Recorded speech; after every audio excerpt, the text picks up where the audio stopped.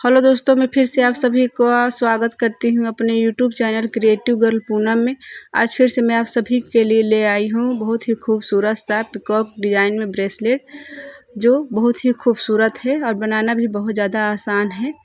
तो वीडियो में लास्ट तक बने रहिएगा और हमारा ये वीडियो आप लोगों को थोड़ा सा भी अच्छा लगे तो प्लीज़ मेरे चैनल को सब्सक्राइब करके जाइएगा, लाइक और कमेंट ज़रूर कीजिएगा और बेल आइकन को ज़रूर प्रेस कीजिएगा ताकि कोई भी वीडियो अपलोड करो तो उसका नोटिफिकेशन आपके पास सबसे पहले पहुंच सके। तो मैं जिस मटेरियल का यूज की हूँ आपको स्क्रीन पे उसका नाम दिखाई दे रहा होगा।